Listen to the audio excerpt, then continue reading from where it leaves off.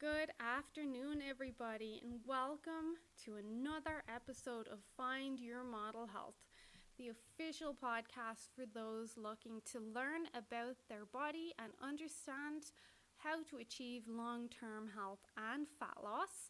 I am your host. I am Shemaine Linney. I'm a fitness and nutrition expert, biohacker, and certified iridologist.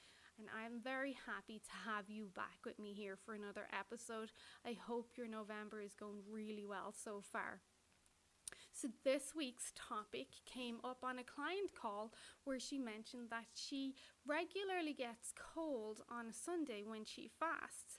This is a super common occurrence, including with myself when I fast.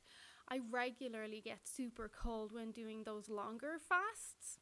So why do you feel cold when fasting? Usually the first idea people will jump to is that their thyroid or metabolism has slowed down, but that's actually rarely the case. There is a science behind it and a couple of reasons why this can happen, and you are about to learn what they are.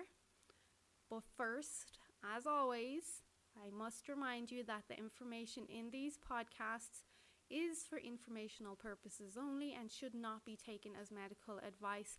Please consult your health practitioner before making any lifestyle changes.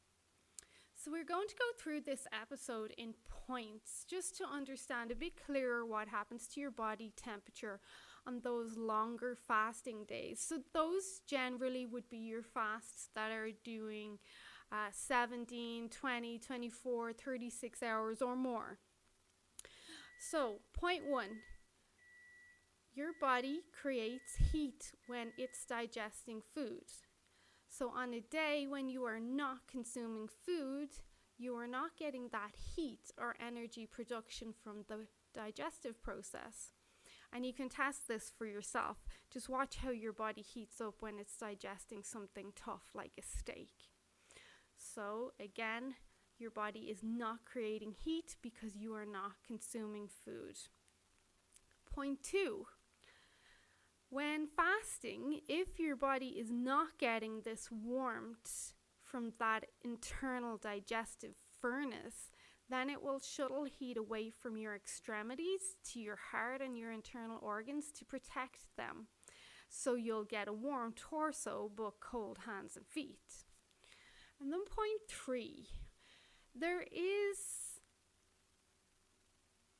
orexin, also known as hypocretin, which is a neuropeptide or a hormone produced by the hypothalamus, and it helps regulate your wakefulness and your appetite, but it is also being shown to regulate body temperature. It is believed, based on a couple of studies, like one done on mice in 2006 titled Elevated Body Temperature During Sleep in Orexin Knockout Mice. It's believed that if you have suppressed levels of orexin, you will have a lower body temperature. And there's a few things that have been shown to help boost levels of orexin, like caffeine, eating fermented foods like sauerkraut and pickles. Intermittent fasting during the day can help increase orexin, and exercise for at least 30 minutes every day.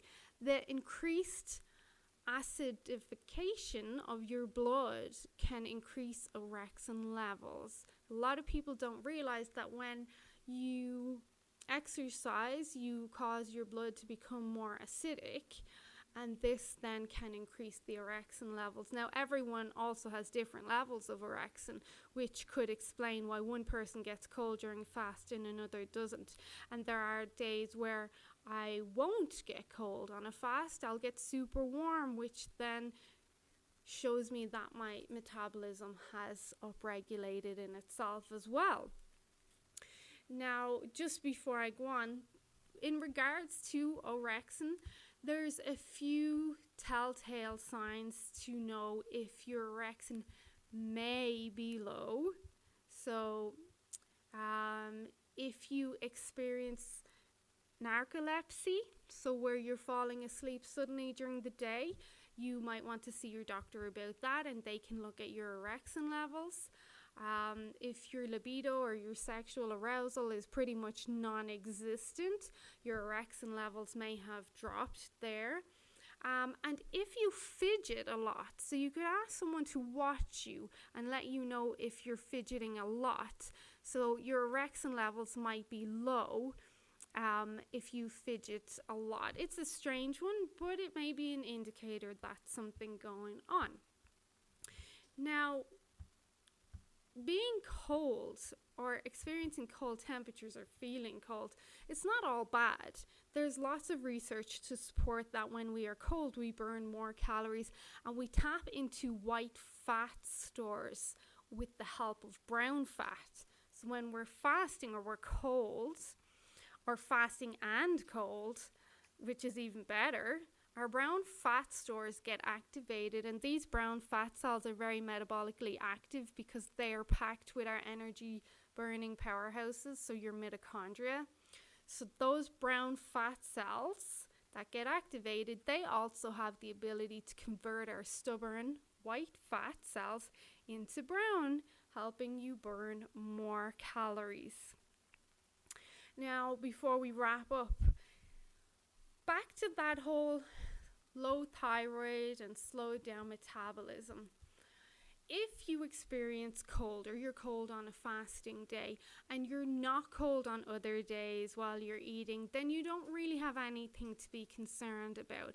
If you're constantly cold all the time, you may want to be looking there at the thyroid and the metabolism, especially if you see like the brittle nails, the hair loss, the chronic fatigue, the weight gain or inability to lose weight, all that stuff.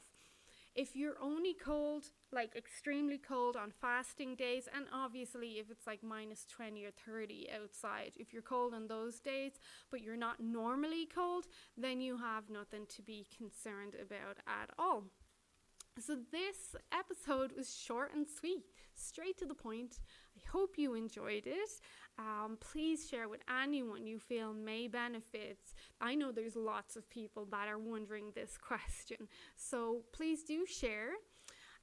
If you have time, I would really appreciate it if you could leave me a review on your favorite platform. It really helps me out a lot. Otherwise, stay safe. Enjoy this milder weather while you can. Get out and get some fresh air and walk. And I will chat to you guys later. Bye-bye.